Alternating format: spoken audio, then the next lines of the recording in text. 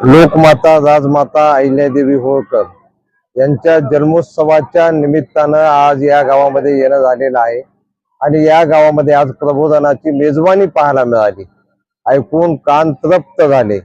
म्हणजे तुकाराम महाराजांच्या भाषेत जर सांगायचं तर सर्वांच्या बोलण्याचा, व्याख्यानातल्या सांगण्याचा, कळवळीचा एकच मंत्र होता, लटिके ते सोडा आणि तुका म्हणे जाय पिरा।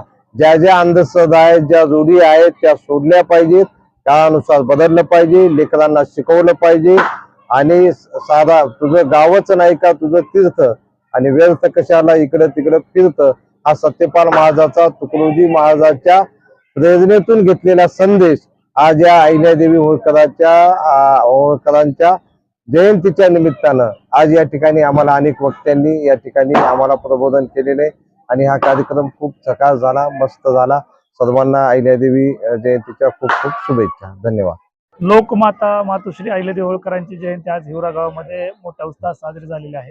अहिल्यादेवी होळकरांनी चालवलेलं राज्य, घेतलेले निर्णय, चालवलेली प्रशासकीय यंत्रणा आणि भारत देशामधल्या लाखो लोकांसाठी जी व्यवस्था अहिल्यादेवी होळकरांनी केली शेवटच्या घटकापर्यंत पोहोचावी म्हणून प्रबोधनाचा कार्यक्रम या ठिकाणी पार पडलेला आहे। असेच गावोगावी असे कार्यक्रम पार पडावेत। हिवरा गावाचा आदर्श मला वाटतं महाराष्ट्रातल्या सगळ्याच गावांनी घेऊन लोकमाता अहिल्यादेवीची जयंती अशा प्रकारे साजरी करावी, हाच संदेश मला या ठिकाणी द्यायचा। नमस्कार। आज आमच्या हिवरा खुर्द गावामध्ये मागील जवळपास 35 वर्षापासून हे चालत आलेले पुण्यश्लोक राजमाता अहिल्यामाई होळकर यांच्या जयंतीचा हा सोहळा खूप अशा सुंदर मोठ्या प्रमाणामध्ये आमच्या छोटं गाव असलं तरी खूप सुंदर सर्व धर्माचा सहभाग या आमच्या हिवरा खुर्द गावामध्ये, सर्व जाती सर्व धर्म एकत्र येऊन मोठ्या आनंदामध्ये हा सोहळा